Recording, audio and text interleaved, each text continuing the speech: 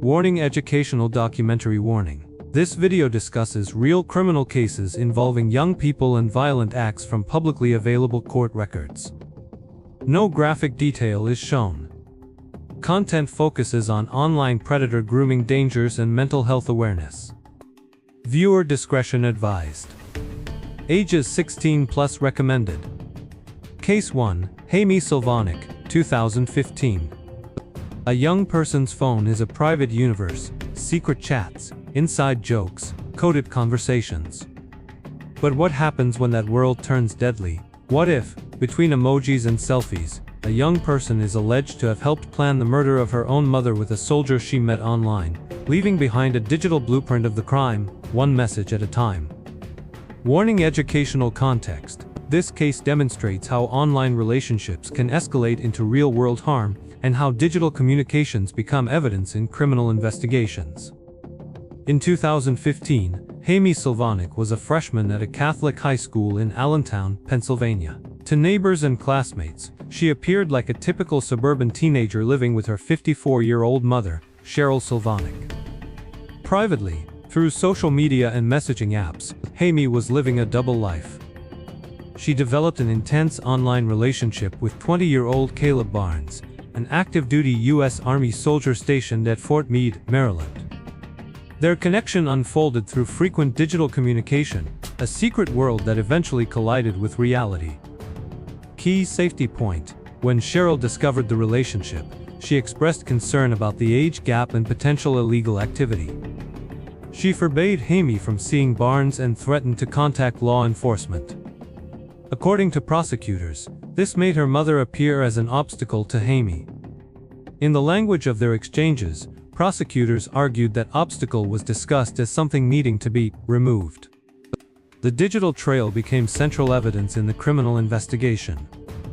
Over thousands of text messages, investigators say the pair planned the attack. Recovered chats reportedly include suggestions about timing, alibis, and even a simple diagram of the family home. The tone was reportedly detached, practical discussion about carrying out an act with catastrophic consequences. On March 15, 2015, the plan allegedly moved from conversation to action after a concert in Scranton. As the car pulled into the driveway, prosecutors say Barnes, seated in the back, attacked Cheryl. Trial evidence indicates Jaime was in the front passenger seat. In the hours afterward, the two attempted to conceal what happened. Investigators allege they moved Cheryl's vehicle to a wooded area, cleaned the car, and returned home. The next morning, Jaime reported her mother missing. But digital footprints were extensive. Investigators identified Barnes as a suspect, and thousands of messages became central to the prosecution's case. Both were arrested and charged as adults with first-degree murder. Defense arguments. Jaime's defense argued she was a vulnerable teenager groomed by an older adult. Barnes's defense claimed Jaime was an active participant. Prosecutors relied heavily on recovered messages to show coordination. Confronted with evidence, including her own messages, Jaime accepted a plea agreement. She pleaded guilty to first-degree murder, received 35 years to life, and agreed to cooperate. At trial, she testified about her role. Barnes was convicted and sentenced to life without parole. Current status: as of 2025, Jaime Silvanic is incarcerated in a Pennsylvania correctional institution and will not be eligible for parole until later in adulthood. Case 2, Cinnamon Brown, 1985. This case involves alleged parental manipulation of a child. All details are based on court records and testimony. This content is educational, not glorifying violence. A child is taught to trust her father as protector, guide, moral compass. But what happens when that protector becomes a manipulator? When a father, allegedly consumed by greed, convinces his young daughter that the only way to save their family is to kill her stepmother? In Garden Grove, California, David Brown appeared to have a stable life. A charismatic businessman, he lived with his fifth wife, 23-year-old Linda, and his teenage daughter from a previous marriage, Cinnamon. To outsiders, they looked like a modern blended family, but behind closed doors, David Brown allegedly controlled his household through manipulation and psychological coercion. At the center were two young people, his daughter Cinnamon and his wife's younger sister, 17-year-old Patty Bailey. David allegedly wanted his wife dead. She held life insurance worth nearly $1 million. Rather than act directly, he allegedly orchestrated a plan using his own daughter. Over time, he reportedly convinced Cinnamon that her stepmother was dangerous. Through psychological pressure, he reframed murder as protection, casting Cinnamon as the only one who could save her father. In this manufactured reality, obedience became moral duty. On March 19, 1985, following instructions, Cinnamon entered Linda's bedroom. The attack resulted in Linda's death. Initially, the scheme seemed to work. Investigators treated it as a mentally unstable teenager who killed her stepmother. Cinnamon confessed and was convicted, receiving 24 years to life in a juvenile facility. Doubts lingered. Patty's father refused the official story.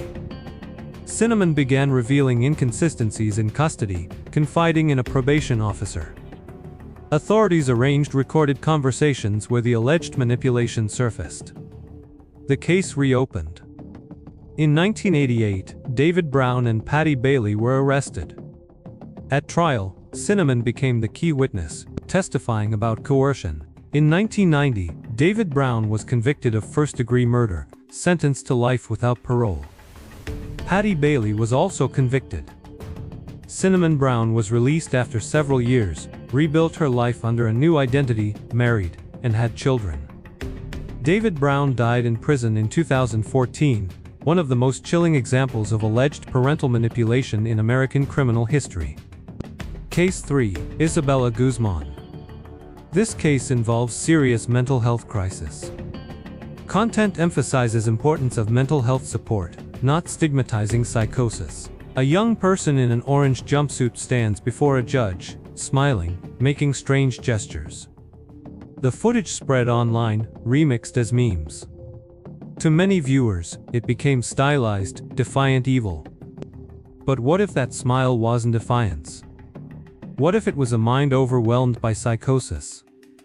Educational context. This case demonstrates how social media can flatten complex mental health crises into viral images, stripping context for shock value. In months leading to August 2013, the relationship between 18-year-old Isabella Guzman and her 47-year-old mother, Euni Hoy, deteriorated into conflict.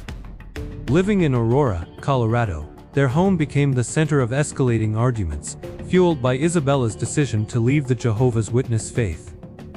Isabella's behavior grew erratic. Her mother became frightened, contacting authorities shortly before the tragedy.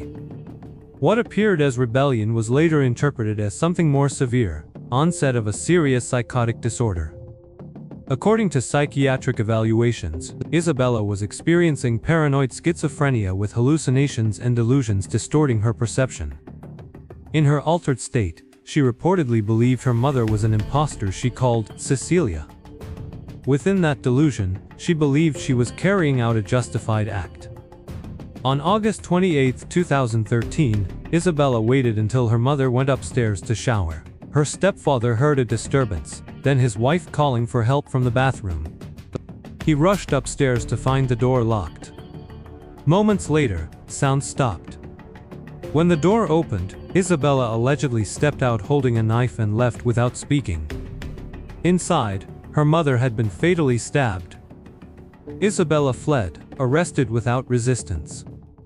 At court, a video was recorded that went viral, Isabella smiling and making unusual gestures.